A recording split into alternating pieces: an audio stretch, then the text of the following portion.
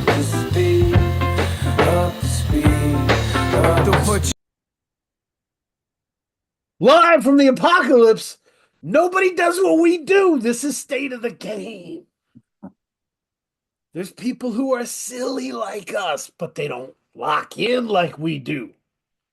Man, You know what I mean? get There's you people somebody who who can do lock in. both.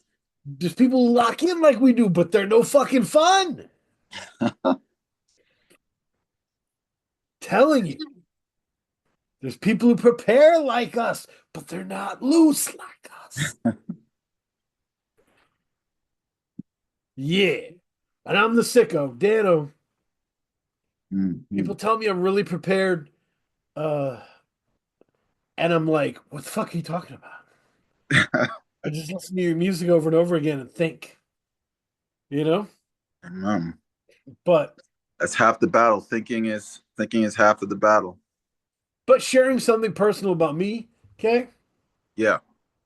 I never get good bananas. You know that? My wife and my son, they need the bananas to be perfect, right? They need Cindy Crawford bananas, like, you know? And I come from a very cheap household. They were regularly like, people are starving and would love it. So I, have a much looser framework for what I will, I For will. the perfect banana, yeah. So I end up eating the worst bananas of the bunch because I know they're going to get ignored. Uh, so that's the kind of life I lead. Um, yeah, no pretty bananas, bro.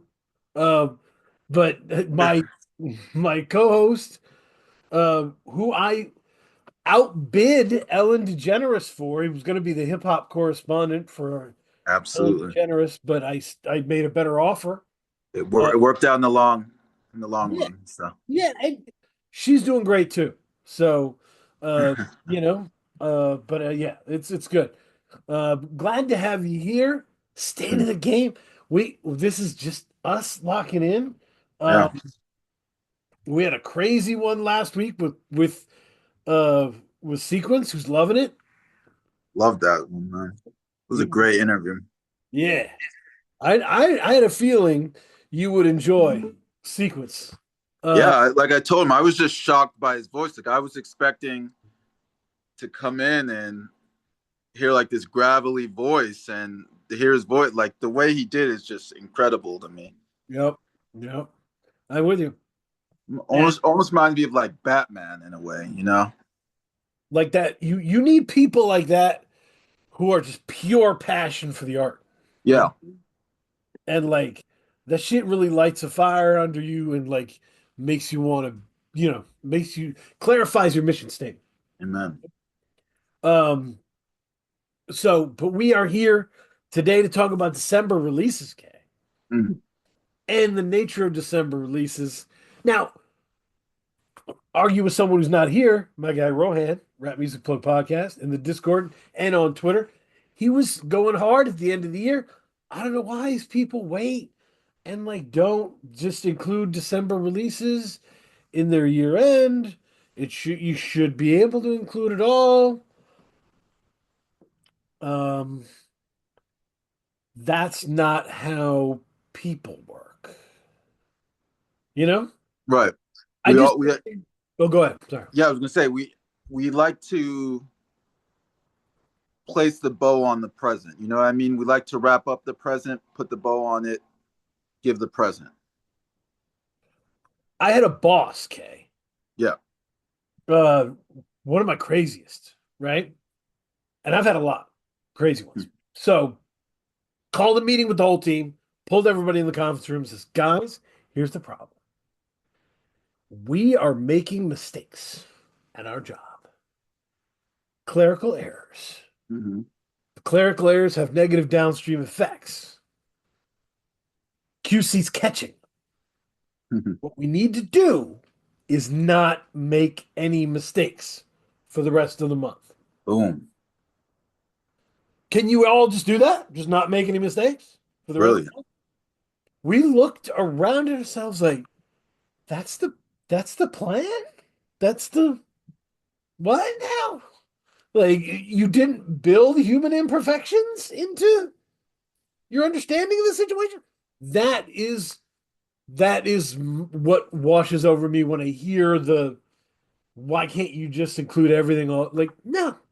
Like because my favorite album of 2024 came out in April. Mhm. I lived with it. Went everywhere with it. You're asking me to take something from 2 weeks ago and consider it the same? Right. I'm a person. I develop relationships with this music. I can't I can't manufacture that. It might it might take me a while to key into this December release. It might bleed over into the next cycle, and that should be okay. It's difficult because some of the albums, you know, like you think of like that April album, you may not have enjoyed it when you first heard it, but then when you heard it a couple of times and it sat with you and it worked, you know, it worked through your subconscious, then Mhm. you started to really see the value in it. And you just can't treat like you can't treat an April release the same way that you treat a December release, because the December release hasn't had that time to either grow on you or to grow apart away from Yeah. Yeah. you. Yeah. And but I do really try like because different people are built different ways. So it's Mm-hmm. possible that this is just my internal system, right? Like some people I think they bend more towards the new releases, right? Like the new Right. release comes out, Recency bias. Yeah. right? Right. I'm the opposite, right? So my favorite album of 2024 I wrote about was Crime, Apple, and Preservation. That came out, I think, January of last year. Mm-hmm. Early last year. Yeah. So I and I just I develop relationships with these albums, and I don't betray those relationships for the new albums. My brain goes, all right, new album, prove you're better than my friend, Mm. right? I got this friend I've been rocking with for 6 months. Top him. And that's how my brain works. It's not the opposite, right? So the opposite to me would be Bill Simmons, right? Or something like Right. Bill Simmons is somebody who's always like, what just happened is the most important thing that ever happened. I can't be that way. I'm not programmed like that. So yeah, so I don't, and so that's the critical perspective. From the critical perspective, asking me to evaluate something without the necessary time to learn it and develop a relationship with it is it's it's it bleeds something false into my system. To me, as a critic, I am sitting here saying, look, I'm not including December releases because I'm keeping it real with you. Right. Can't I can't honor the relationship the same way, so I won't do We've got a deadline. Right. it. But like November shit that comes out, to give an example, I think Nappy Nina came out in November, right? Right. Nappy Nina and Swarvy. Yeah. October, November. I don't remember the exact month, but yeah, So in that time range. in that time frame, and I love that record. I ran it a lot, Mm. and I made sure that it placed where it should place, right? That it moved up as it should move up. I made Mm. sure to be attentive to that relationship and not put it at a disadvantage because it came out later. You know, it's almost like it's really like an instantaneous list. Mm. I'd like to ask, have you ever like gone back and looked at like made a list for 1 year and then waited a couple months and then made a list for that same year and seen how the albums have moved? Like, oh, start from scratch with a completely just make a list out of No, like let's say for the 2023, you made a list, you released it January 1st. yeah. Have you ever like went back maybe like July or August of 2024 and then be like, okay, let me think about what the best albums of 2023 are again. I mean, honestly, that's why I started doing it all year, right? Mm, I hated that. Like, so I would make the list. Let's say I release it in February, and, right. and the hook is, hey, here's the coolest shit from the beginning of the year, right? So you're tapped in. I go back to that list. Now it's in mid-year, and I'm going to give you mid-year, and I'm like, what is this junk? Like, you know what I mean? Mm, And all the cool shit's missing, and it kind of felt like walking into a dirty house. You know, what is this? right. So I wanted to make sure that I had a system where I was like being attentive to it, you know? Right. Like that's where I came up with the system of like the list keeps rolling. There's a holding area for albums that are either on the verge or too new for me to really understand. Mm. What those graduate, I came up with that whole thing um to keep my mind right that way. I mean, it's almost like gotten to the point where you have to do like, this is year end list 1.0, and then in June or May, once those December albums have hit, then you give the final version of the list. Yeah. Because I think about how an MVP for a sports league is chosen. Yep. Yep. I mean, it's different because like they have, like facts and numbers and statistics to kind of base their opinion on. When the year end lists are mostly just really based on feeling. Remember when MTV tried to do that shit with numbers? They tried to do like the hottest rappers of the year. Yes. Yeah. It'd be like he gained 1 million Instagram followers and his Twitch presence was unbelievable. And it sounded hilarious. It was like the stupidest thing. Um, Having data and numbers to back up your musical choices is just the weirdest Mm-hmm. thing, you know? Um, yeah, yeah. But it is interesting because the system is important for me. If you feel overwhelmed by the presence of too much music, Mm-hmm.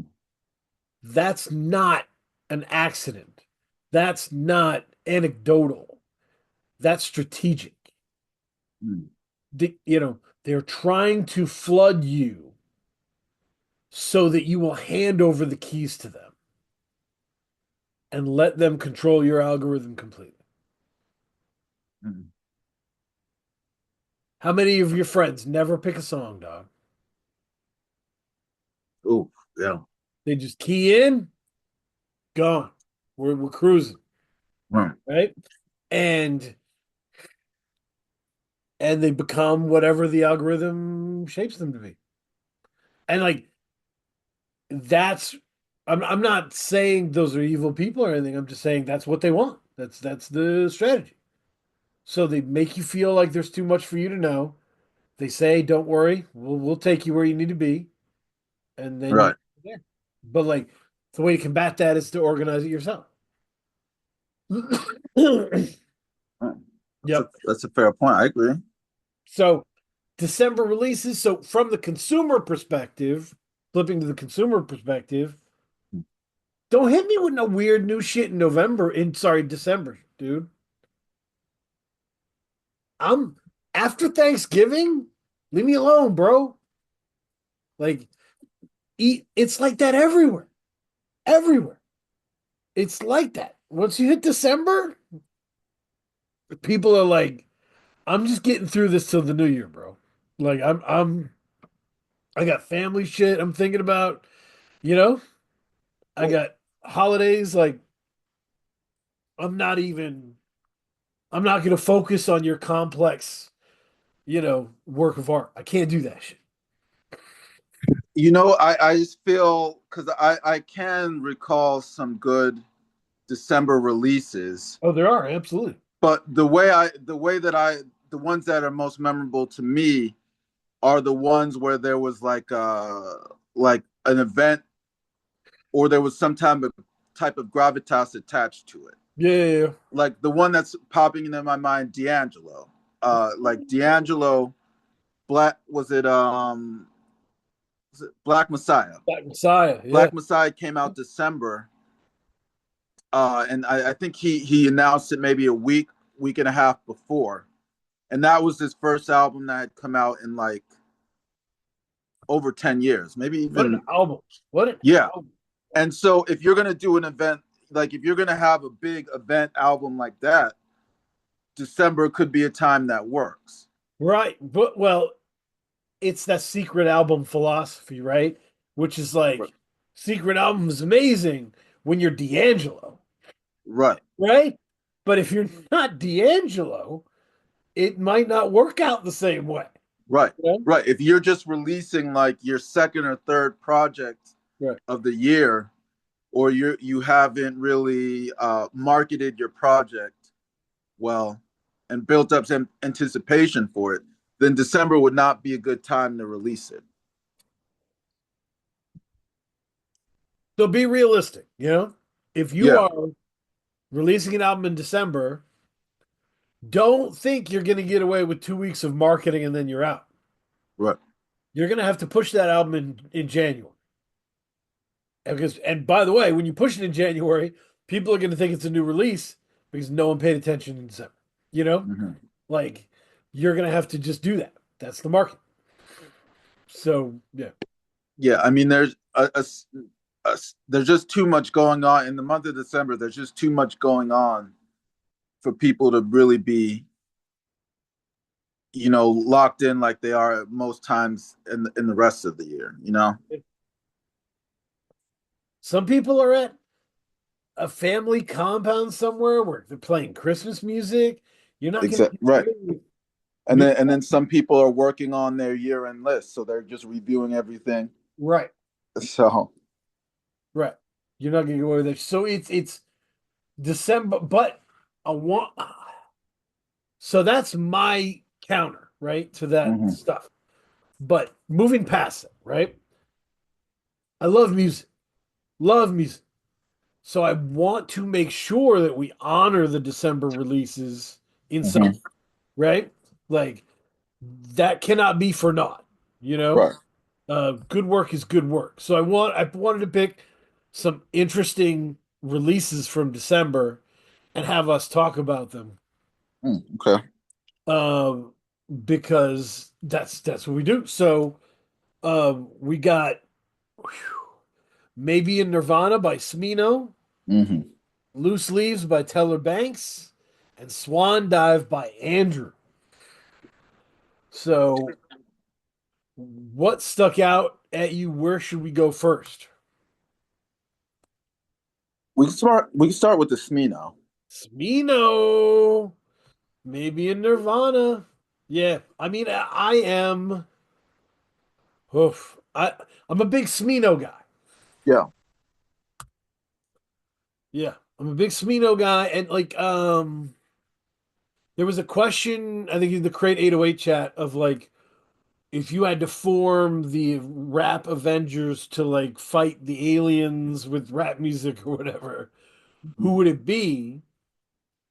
And everybody was like giving their kind of their goats, you know? And I was like, no, man, like for me, I'd want to showcase all the different things, you know? That all the different styles. So Yeah. Speedo would be in there,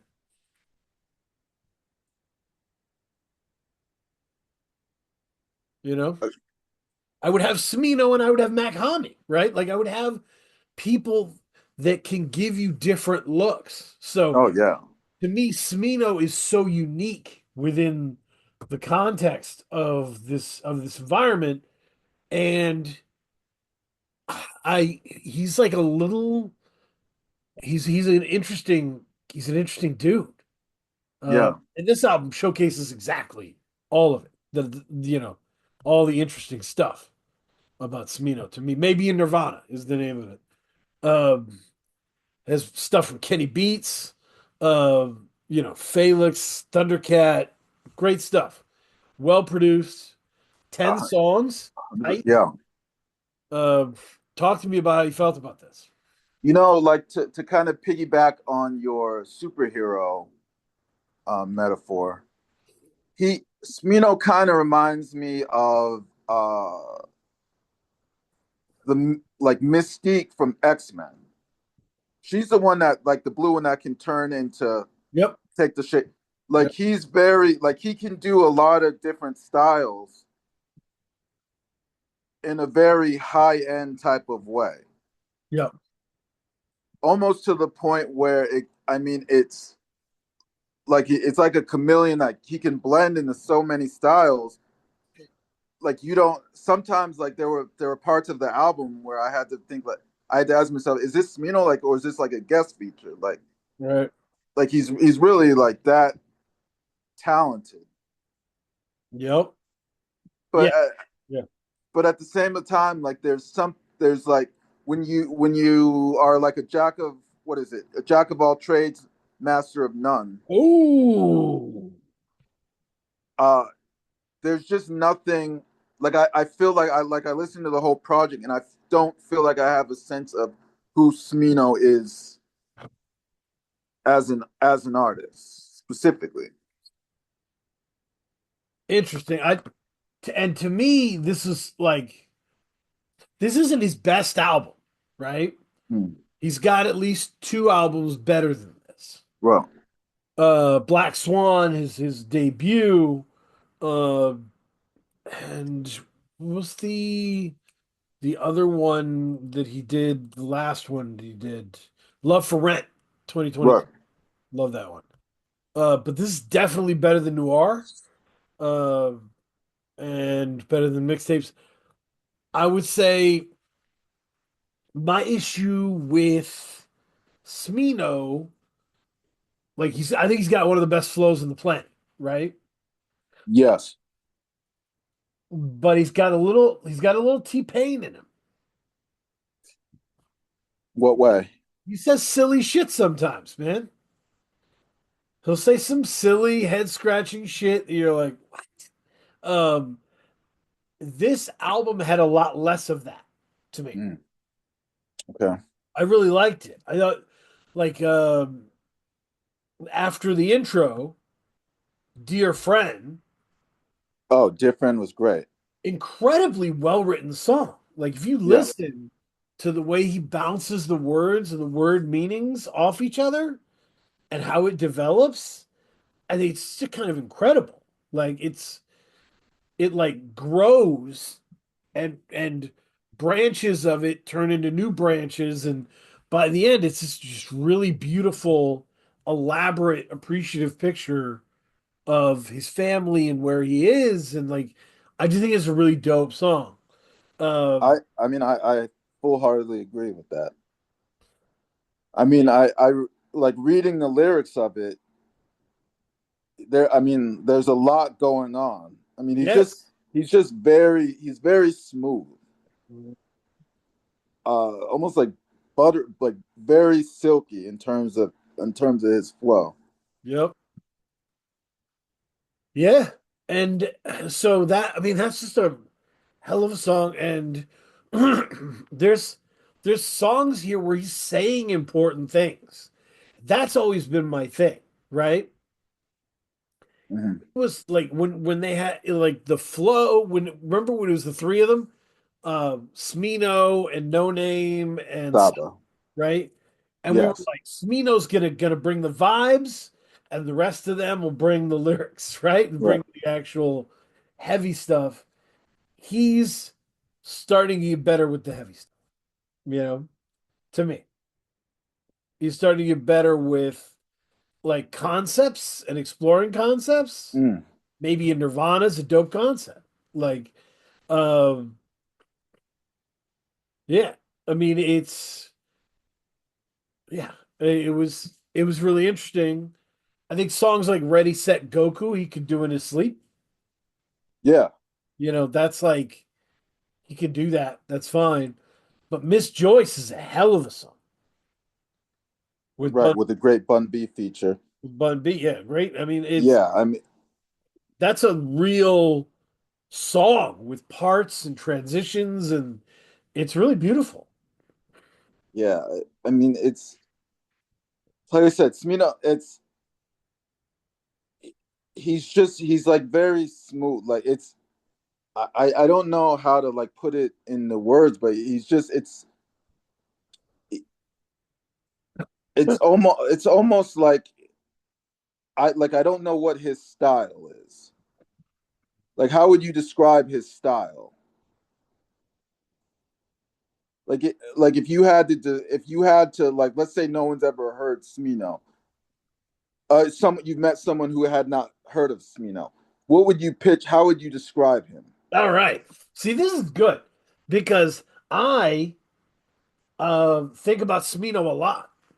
I have a lot of thinking about Smino going on. I have this, right? All right. So Smino is the energy of the Saint lunatics from someone who went to poetry readings. Mm, Someone who's in the same circles with No Name and Saba, mm, but can bring the like Saint lunatic, everything's a hook feeling. That's the power of Smina. mm. Okay. Is honestly, it's like downhill speed, you know, full court energy. Mm, Smino albums can't, they're never too long, really, right.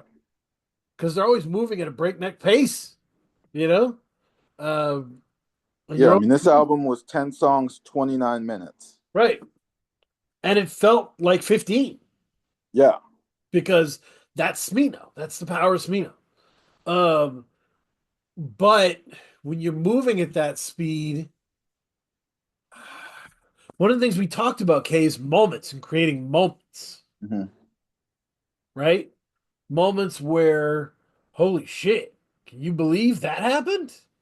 What did he say again? Rewind that, you know? Um, yeah. And that's Smino, that's the next level, probably, right? Being able to give you moments to hold on to beyond the coherent body of work, beyond the dope guest features. Yeah. I mean, that's a great way to put it. It almost washes like it almost washes over you like warm water in a lot of ways. Yep. It's just one like you're right. There weren't any particular musical moments that stood out to me.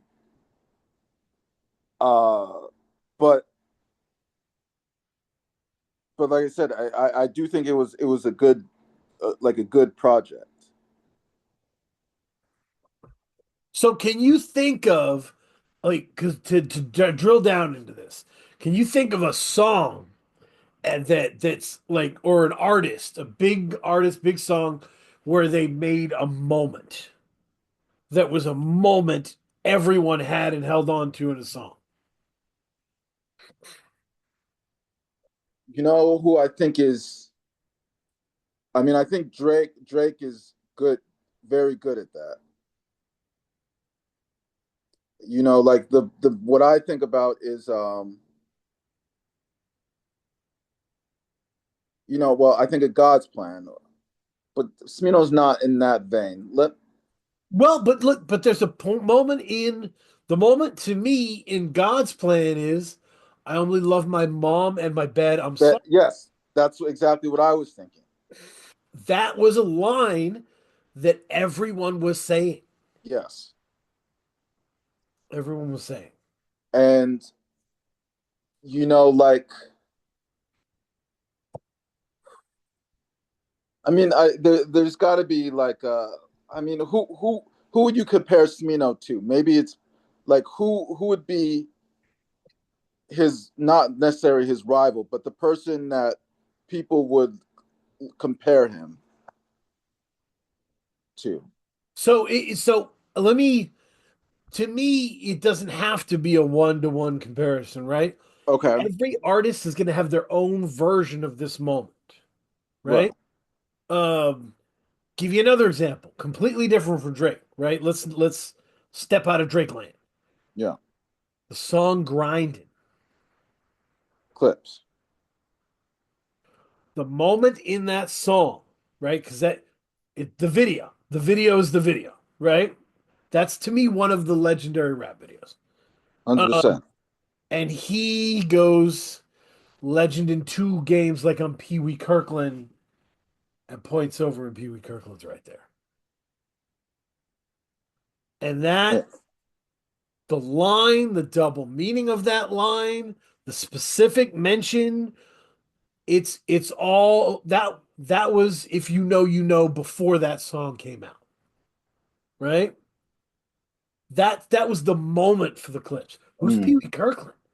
Let me do my Googles, right? Like it that was the moment people were talking about that. People still quote that. Yeah. And it's 24 or 5 years later. People still quote that. That's a moment. He made a moment in that song, right? It was his kind of moment. That moment reflects who he is the way the bed and the mom reflects who Drake is.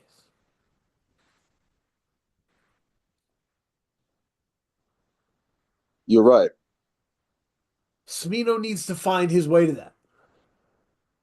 And it's a ridiculous task. It's a ridiculous thing for me to say that he needs to do, right? Make a moment. It sounds ridiculous, right? It's a thing that sounds ridiculous to say. It's almost like I think of it like a hike. Like imagine like we're hiking through the woods, like on our way to the peak of like a mountain or whatnot. Like the hike through the woods, while you're going through it, it's like very nice. You know what I mean? You're like, oh, like look at that. You know, you're just in the mode, you're just in the zone. But then when you get to the peak of the mountain and you get that view, that's your moment. Mhm. And for the Smino album, it just felt like I was just walking through the woods on a nice hike. Yep. There was like you said, and I'm glad that you mentioned the moment part because there were no moments that really kind of anchored me into the album. Yep. And it's yeah, it's some moments or something that just really jump out and capture your imagination, Yeah, you know? Um, so that's something to think about. Some artists, I think, stumble into their moments, you know?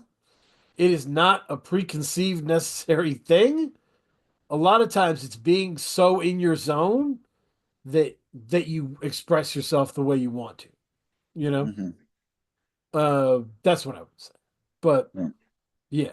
But I love this project. I think it's a great project. Super easy to listen to. I want to also give Smino love for being really good with female guests, you know? Yeah, the two features he had with I'm trying to pronounce her name right, Raven Lene, Raven Lene, yeah, yeah. great features. Great features, Great, made sense. I think that yes, Swan is maybe my third favorite song on the album. I think number mm, one is Dear Friend, two would be Miss Joyce, three would be Take One. 100%. Yeah, So yeah, this was a fun listen. It's not like the best thing ever that ever was, but it's damn good. And to me, it's too good to get lost to time, right? sure. Like I don't want this dumped in the December release bin. This is really good. Like you should hear this. Yeah. No, I agree. Right on. Yeah. So the oh man, I'm so glad we don't have a rating system, Kay. Can you imagine if we were like, this is 4 out of 5 crab apples? Like it's ridiculous. Get out of here. Anyway, next one. No. Where do you want to go next? Let Yeah, you can go. You can choose the second one. me go loose leaves. Mhm. Loose leaves with my guy Taylor Banks, uh, who kind of released this just kind of randomly at the end of the year. Um, and it is wow, it's almost the opposite of what we talked about to me. Yeah, So 9 songs, right? If I asked you if there was any moments, would what would you say? 100%. Like I really liked. I mean, the whole start, like the repeat freestyle, was really that's what stood out to me.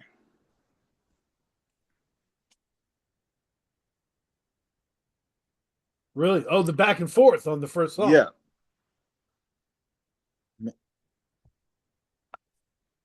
Yeah, for me, it's In the Wind, and the wind. number 7.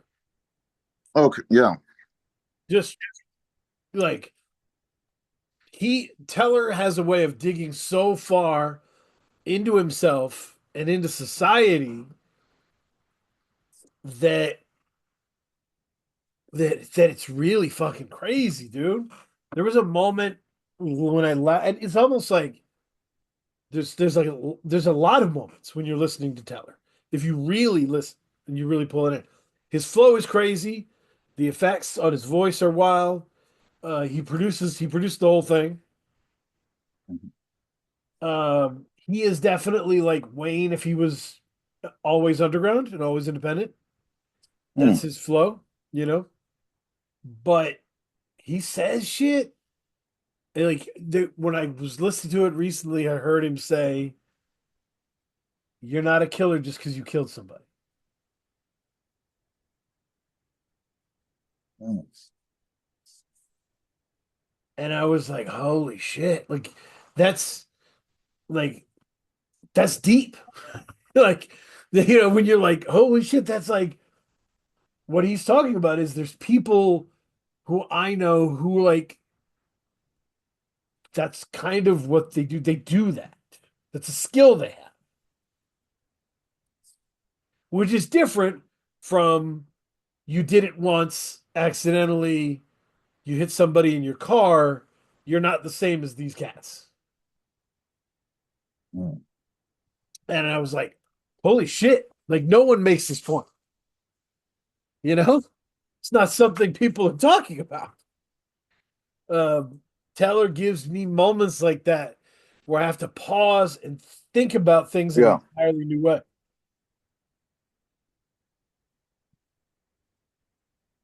Mm. Crazy for somebody with a great flow like he has.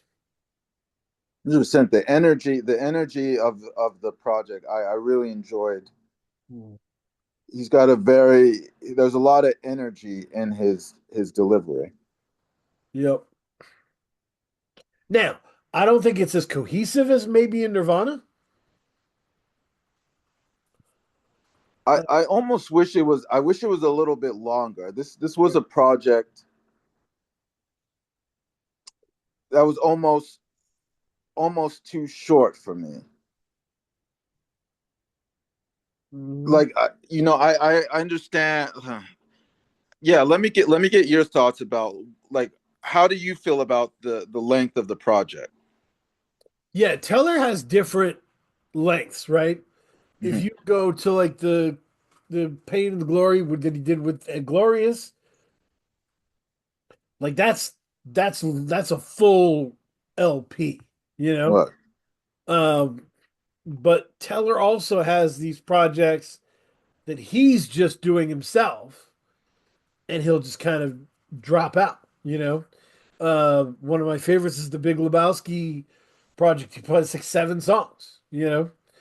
What it ends up being is kind of a secret side of him, right? There's people who know him for his major shit, but then there's another level of people who follow him intently who get this kind of Teller Banks. What's the difference between the two Teller Banks? Well, the other ones are like the major project, like Ed Glorious or Okay. whatever, right? And they're fully fleshed out, lots of tracks, cohesive, yada yada. And then there's this stuff where it's just him. He's producing it, he's rapping, the guests are whoever he wants them to be. He's in total control and he's kind of experimenting. Mm. Sometimes it gets so quiet that it gets so meditative that it feels like folk, you know? Sometimes it it gets so crazy that it's like old school Southern bounce, you know? Mm. Like he gets to do whatever he wants within the TB dollar sign space, you know? Mm.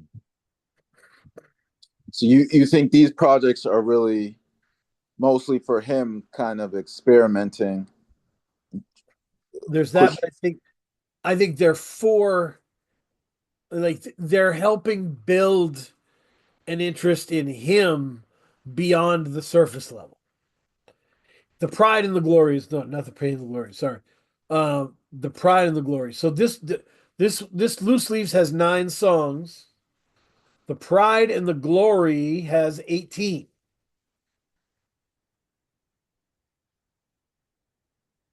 and the pride and the glory is fabulous, fabulous project. It was on my year end. This one is just different because it has the ability to. It's not the one that's supposed to go to all the audiences. It's him. It's him doing him, and he's in control of it all, and he's getting super personal. And yeah, he probably makes it for himself. But over time, more and more interest has come to those albums of his, which that's a benefit for him, right? Mhm. Because if people get plugged in and engaged in that side, he gets to do whatever he wants more often. How many projects did Teller Banks release in 2024? I don't think it was many, Okay. honestly. I think he was 4632. Was it a single?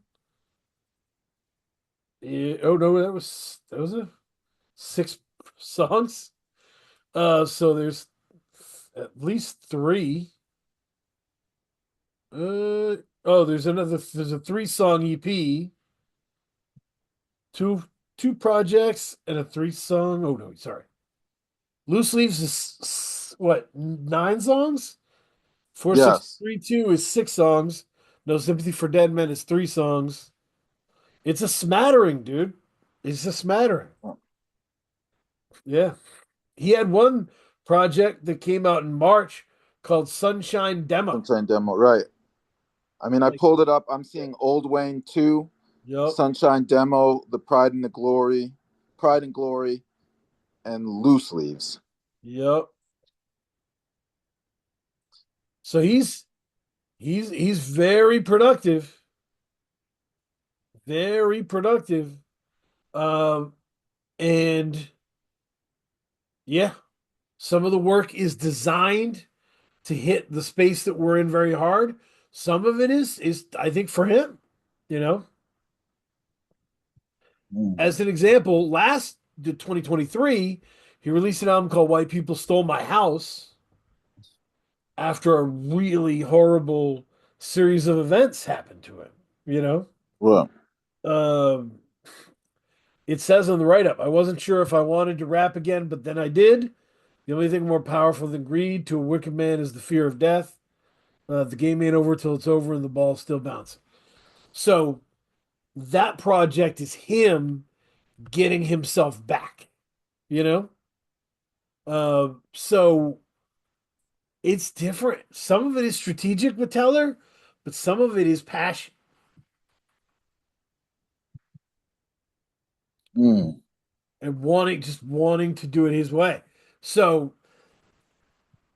this is all to say, Loose Leaves is in the collection of songs bucket, right?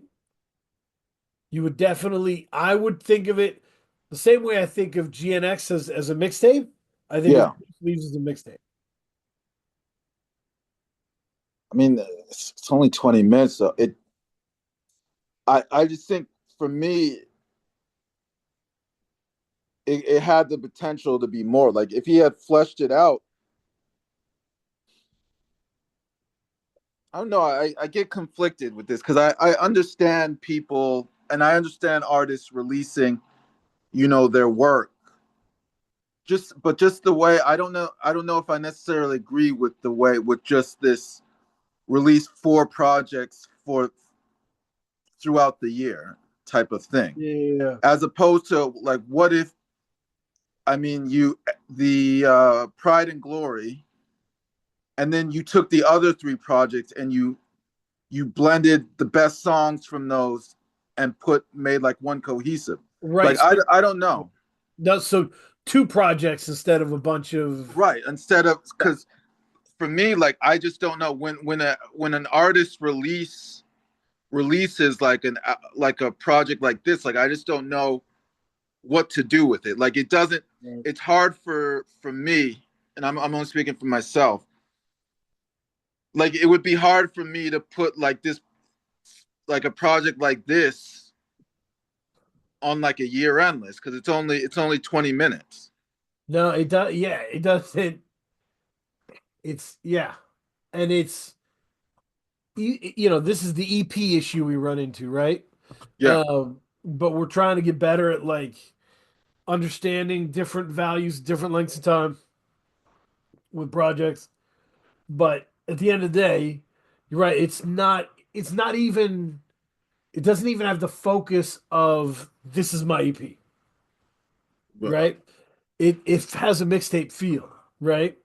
Uh, but it's a really fucking good mixtape. And I think part of the reason you're so conflicted about it is because you understand how good the music is. yes. Yeah. And you're like, oh man, we were close to having some great shit on here. So I totally take your point on that.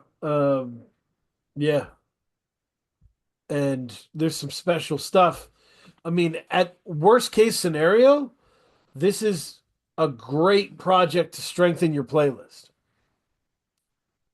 Like Yeah. if you're making a playlist like on Bandcamp and you can just throw in repeat It's like freestyle, mortar. It's good mortar. Yeah. I agree. yeah, or oldie with AJ Suede, like you're in good shape, dude. Like this is your playlist just got stronger. It's a dope project. It's like I said, not a cohesive to me statement. That's why it's called loose, Right. right? It's called loose leaves. Like it's not um but it shows you how important his loosies are, Mm. right? Like this guy can grab 9 songs, put them together, and make something really fucking awesome. Yeah. Okay. So when you put it in the context of that, yeah, that that kind of makes sense. Like this is almost like these are just some tracks that I had left over that were really good. I And want to get these out. there was a guy who reached out to me, was like, we're on Discord. I was talking about Teller Banks. He said, I don't get the Teller Banks thing. I don't get it. Mhm. I'm like, okay. I listened to the Ed Gloria stuff. I don't get it. Okay. And I was like, listen to this. Try this. And it was the Big Lebowski project, right? Okay. And as I said, I was like, it's only 7 songs. It's different. Um, you can chill with that stuff, and it's not going to be a big deal, you know. And he he listened to it, and he hit me up and was like, "Yo, like I like this," you know. It was Big Lebowski, the story of East Side Jesus. He was like, "I get it now." The January 2023 is when that was released. Um, Hmm.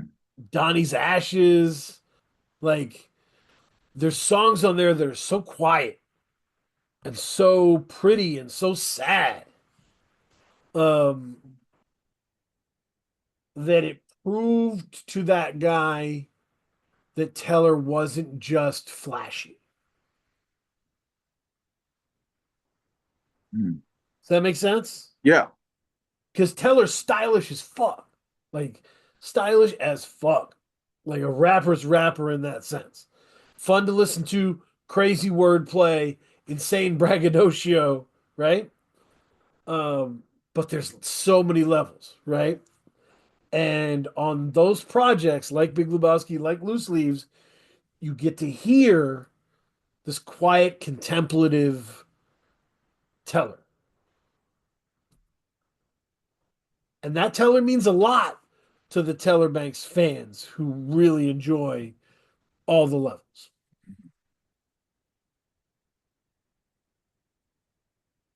That makes sense. Yep. So that's where I'm at there. I It's almost like this is the best bonus content you can hope for, Right. right? You're like these most people might not have this. I do. I fuck with this. And I think it's become a really good selling project uh, because he's figured out the way to be like, all right, I'll give you this, whatever, you know? Yeah, I mean, I think the context, like if you view it as almost like, the extra, like you said, the loose leaves, like these are just loosies that I want to bundle up and get out so I can start my new year fresh. Under that context, this makes sense. Yep. Yep. But then it almost, I almost think like from a strategy standpoint, I'm only speaking about my feelings Yeah, specifically, yeah, sure. is like I think you should be it every project should have, like, it should be strategic. You know what I mean? So you release a project in December, that almost kind of takes away the steam. Like if he wanted to release something in March or February, that almost kind of takes the steam from that. We we had this discussion, uh, me and former guest Cozy, on the Discord of just like we were talking about Mac Hami versus Cavalier, right? Okay. The argument is uh Mac Hami has a ton of content, right? And is very present. Cavalier only releases stuff ever so often, has taken breaks, right? Yeah. Uh Last year he hit three projects, but really before that, it's not like a deep well, right? So which is better? Because Makhami, while being present, he has a lot of like dollar menu style projects. They're called Yeah. dollar menu, and they're okay. They're not his best work, right? His best work is this rich ass Haitian, HBO. He so what is better, being present, but or the Cavalier method of every time I step to this mic, it's important. But I think of someone like the artist that keeps coming into my mind is Prince. Okay. Prince has a full vault of songs that he didn't release. We're Right. talking like thousands of projects that he didn't release. And Mhm. we know the quality of them is probably excellent, but he didn't release them for some reason. So there's almost there's got to be a quality control. You know what I mean? It'd be like if you're there's got to be a valuing of your presence Right. in a way where it's like, imagine like you go out to the same bar every Friday, Saturday night. You become a regular and people get used to your presence, as opposed to maybe a person like from out of town who's just visiting the bar once or comes in once every couple of months. Right. I don't know. I just think, and maybe we can just move on from this because I just think there's just something. It's just there's just some, I don't know what the value of just constantly releasing these little mini projects. Well, so it's the so and I definitely take your point in terms of Yeah, like if he'd taken the best of all those and made two albums that were dope albums, that's a really good alternative scenario. I will say Prince did a little similar of thing to what we're talking about with Teller, right? As an example, okay. The Rainbow Children, Mm-hmm. 2001, Jazz Fusion. Mm-hmm. Prince on purpose muted the release of that album. Mm-hmm. He made sure that not everybody knew it was out, right? That Right, it sold far less.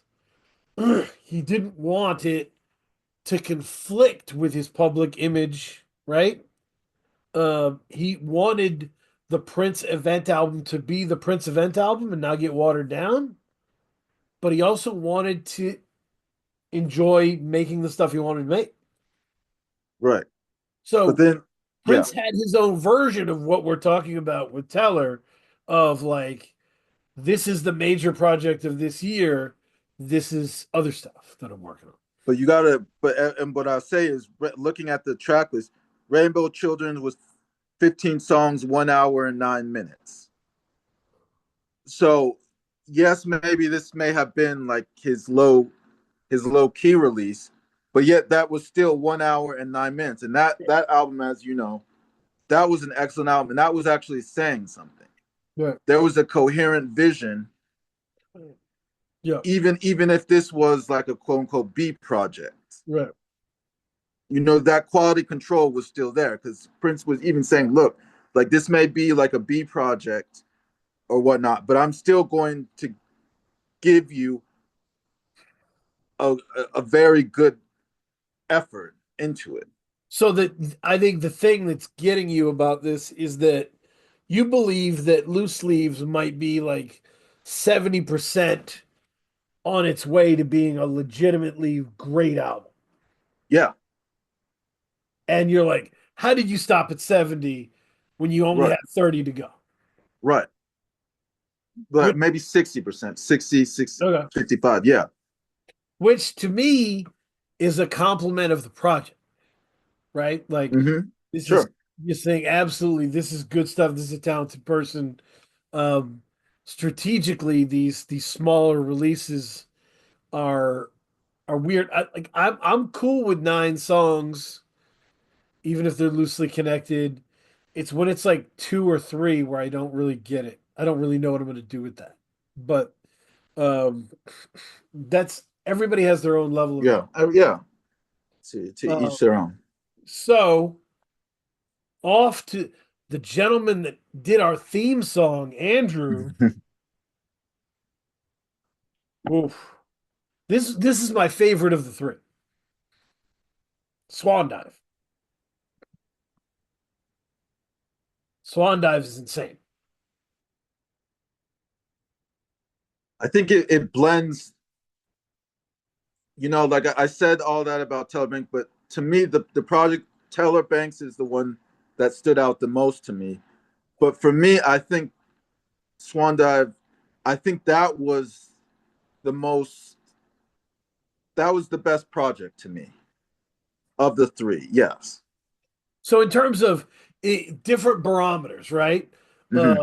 and this is why we're really happy we don't put numbers on this fucking shit. Yeah. Um, but in terms of moments, you would go Teller. Yes. Teller And gave you gave you so many moments. the energy, like I love the production on it. Yes.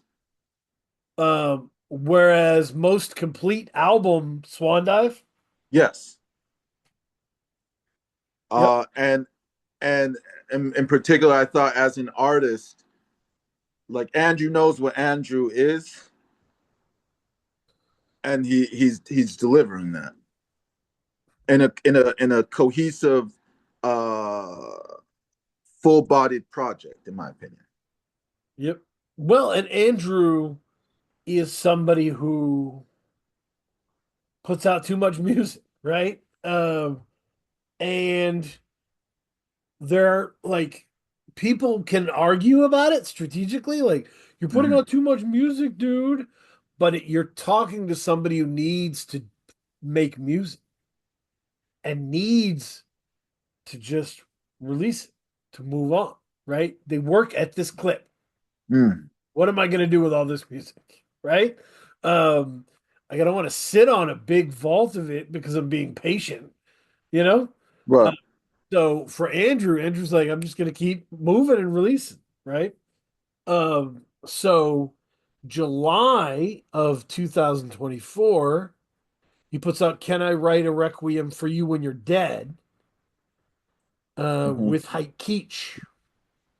That project is the most fun to listen to Andrew album of all of them. Hyde Keach's production is electric. The hooks are so catchy. It's just killer. It's a killer album. Hmm. Swan Dive, produced by Jesse the Tree. Jesse the Tree really is good with kind of muted, almost piano bass sensitive sounds. Hmm. Like Jesse the Tree's production makes you want to share your feelings, you know?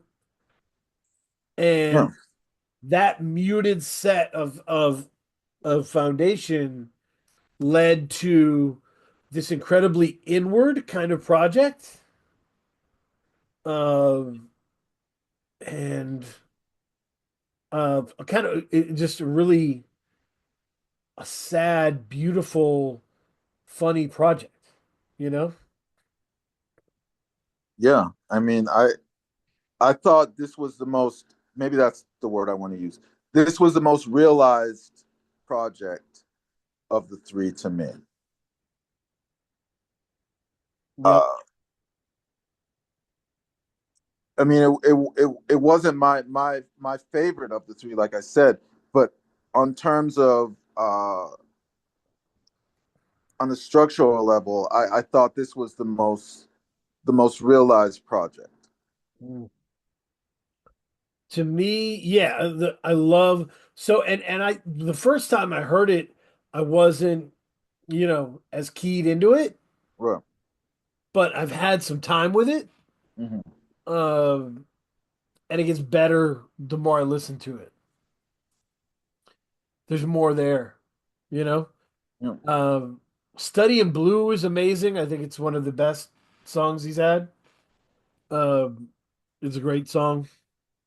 But then like the more you listen, the more there's like, not really talking about his favorite pants, you know, Yeah, it was almost like a short. A lot of these moments were like a short story to me.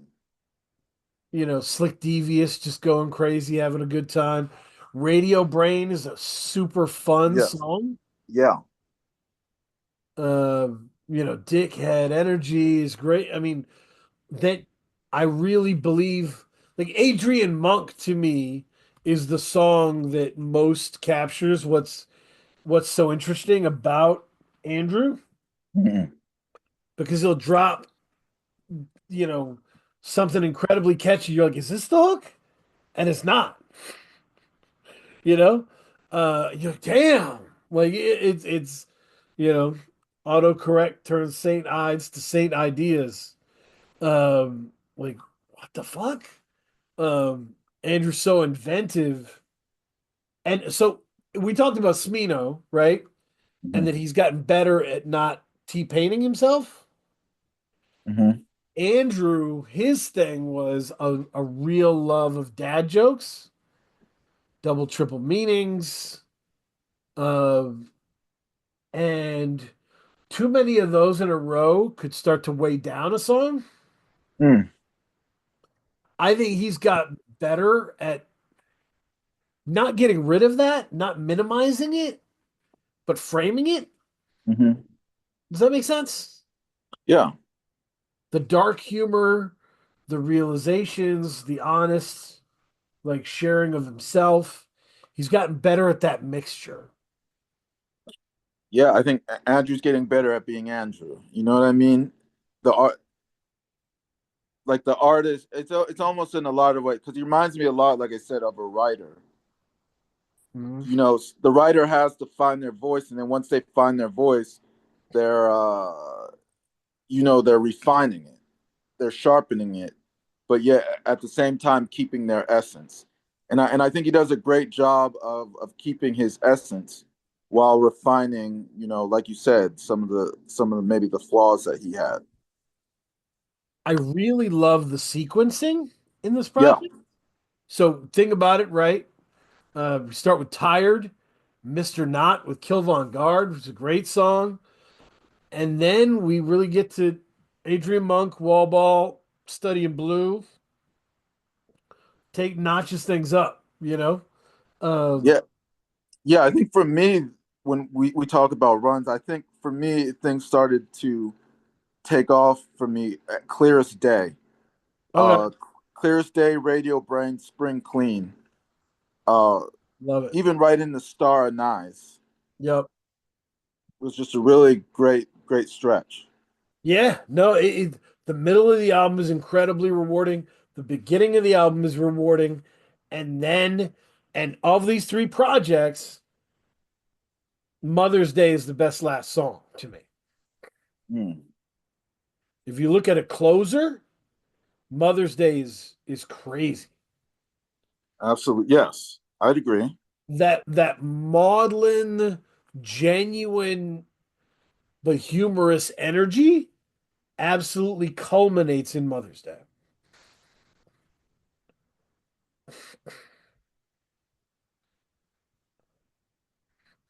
How would you describe Mother's Day in relation to the rest of the songs on the album? Uh, like I would describe it as um the other side of like an Excel spreadsheet formula, right? Like if you take an Excel and you like highlight all of the things that you want to Right, add up, right? And then it boop, it generates the thing at the bottom, that's the total sum. right, That to me, Mother's Day feels like the total sum of your journey. yeah. And the only reason I asked that is because you look at the other two projects that were so short. Mhm. This project was 41 minutes. Um, so that when you have like slightly longer project, you're able to flesh things out. So that way, when a Mother's Day song hits, that's that moment that you're looking for because you fleshed out the project Yeah. that led up to Mother's Day in a way that the other two projects were not able to do for me. Yeah. Yeah. Um, yeah, this album accepts its albumness a lot more Mm-hmm. than the other two projects. And because of that, needs to culminate, right? Yeah. It's like I remember when people first started to be like, nobody's dating, man. We're all just hanging out. I'm like, fine, buddy. But you don't know what you're losing, right? Like in terms of accepting that you're on a date, accepting that this is an important thing that you're doing, that you actually value this person and you're going there to be with them in the hopes that you'll find something special, Mm-hmm. right? Dating is kind of important, right? You accept the pressure, sure, but with the pressure comes rewards you get that you don't get the other way. Absolutely. Right. So that's the albumness of it, right? Like you don't get the cohesive sequencing, you don't get the great closer, right? You don't get everything fitting if you don't do it. Right. And that's another But thing he's gotten better at is he's released a lot of music. So he's starting when you do that, he does a pretty good job of being like, this is a different journey. Mhm. And Swan Dive, like I said, very different sonically, very different mood wise from the Hike Keach album, right? So he is contrasting and he is giving you different spaces. I want to see like that. I want to see how long that High Keach album was. Uh,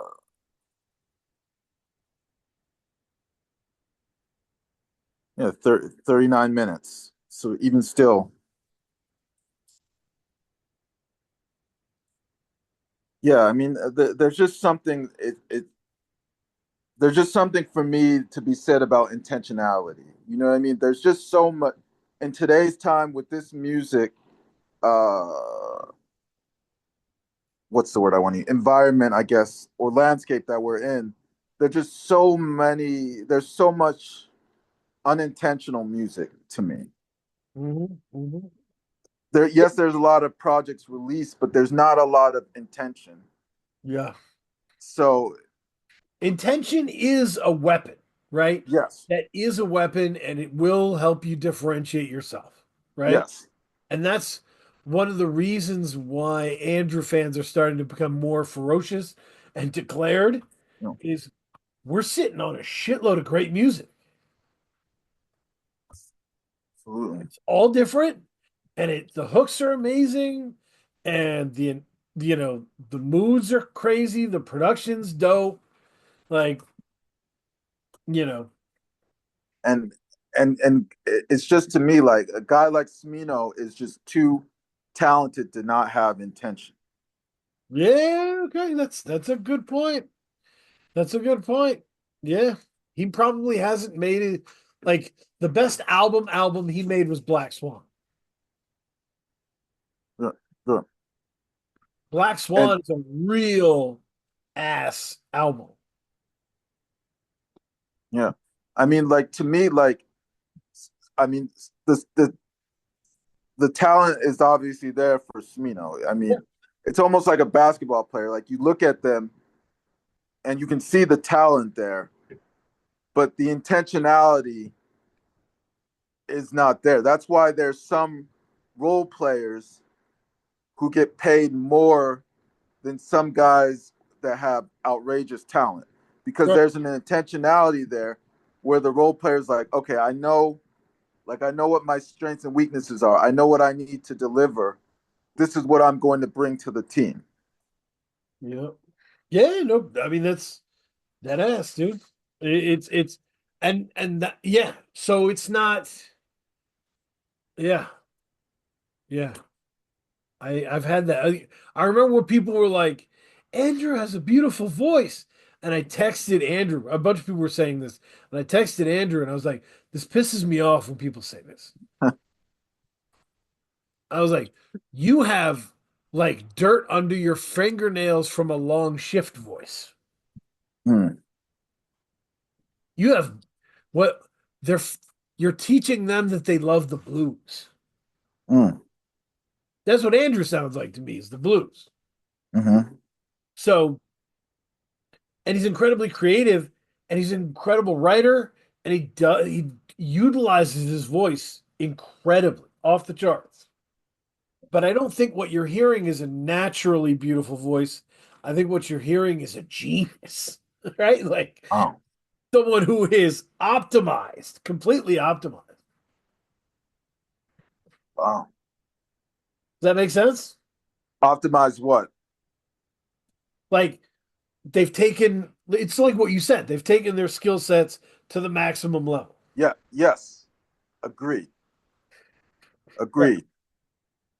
So that and give credit on that. But yeah, I think the argument is should Swan Dive have been released earlier? I don't think so. I think I think a nice moody December album is pretty cool.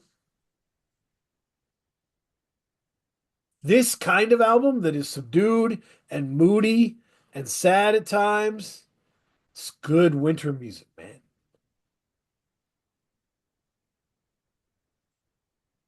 Yeah, I mean, it depends, and that goes. The point you were saying goes to intentionality.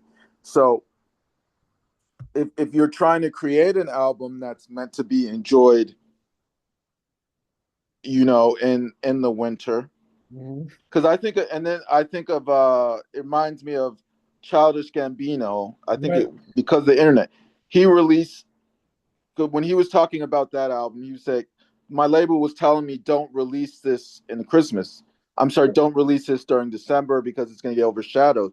And it was like, no, I mean, this to me, this feels like sad music, and I want to release it in like the saddest month of the year for me personally. Agreed. And so, like, if that's what you're trying, if you have the intention of doing that, by all means, like release this, solid project in December, for sure. Yep. I'm with it. So yeah, I think that's really dope. And um, I don't have anything more. Do you want to move to recommendation corner? No, yeah, we can go to recommendation corner. Mm.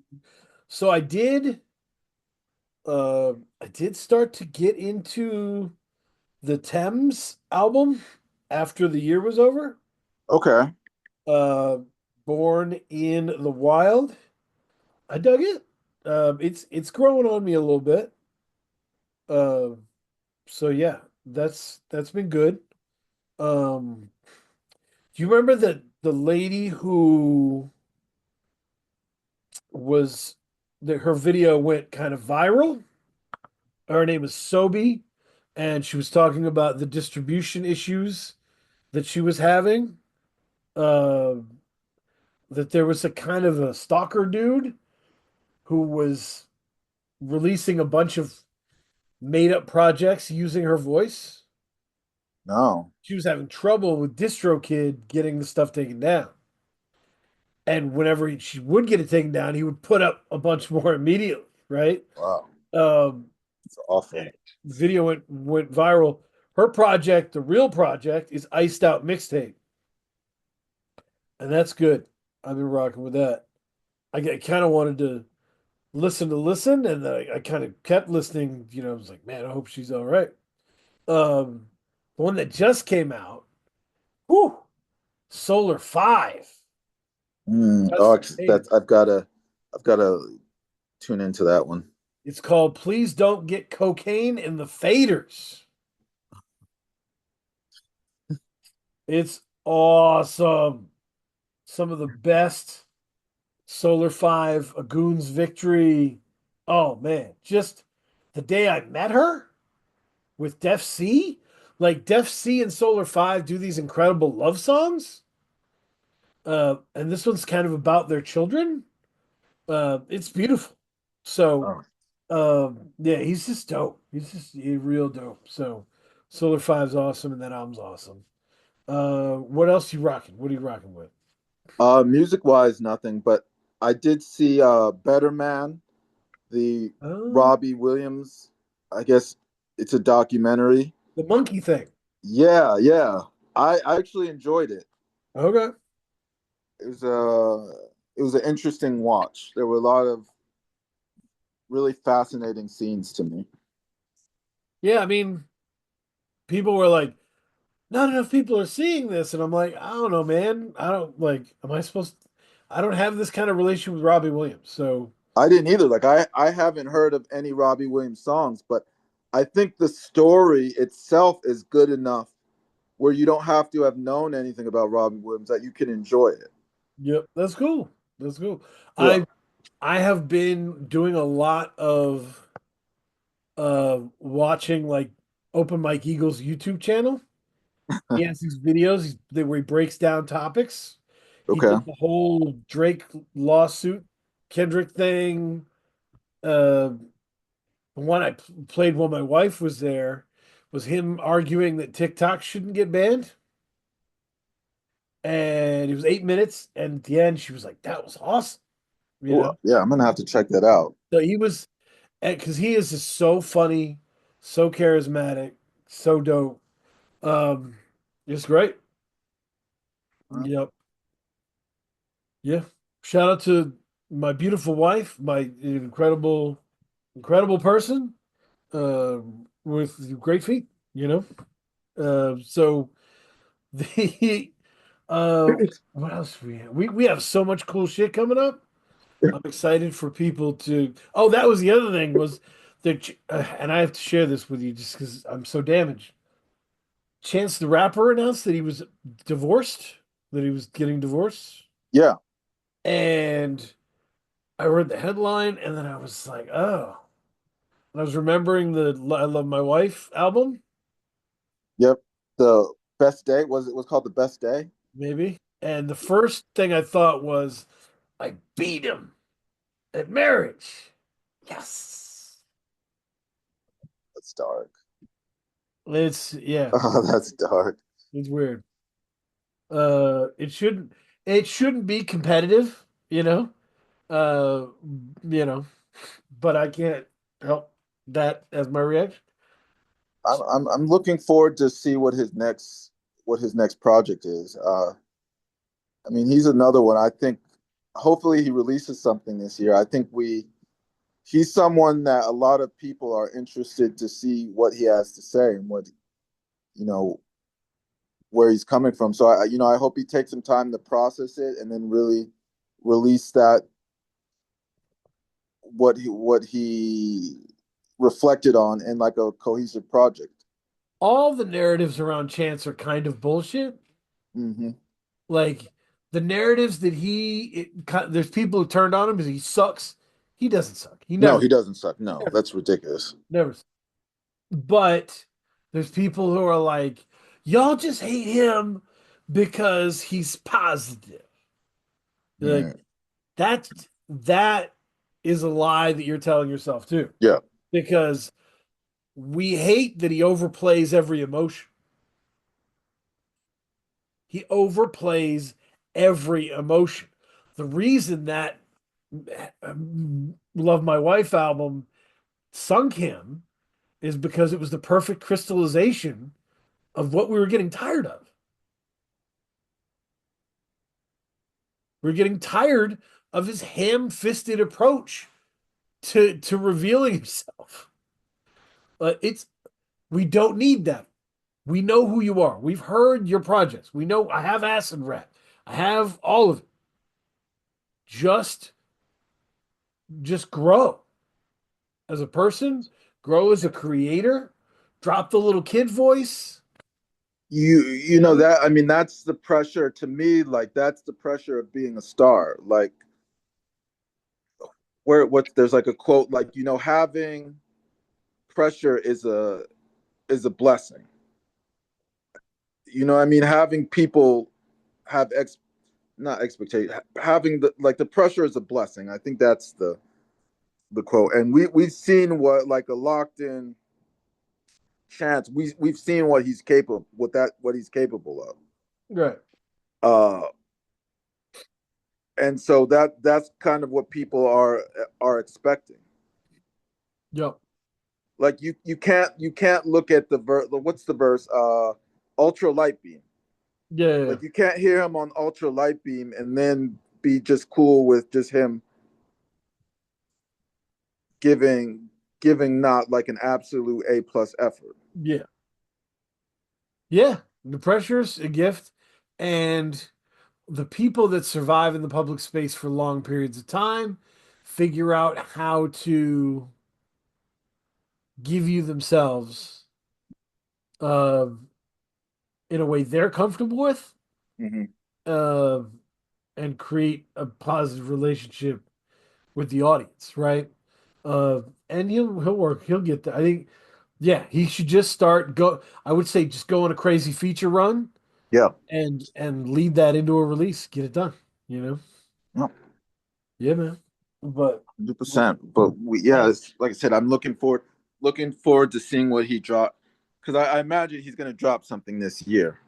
So I'm looking. I'll be listening to his project on the day that's released for sure and because he's just that good.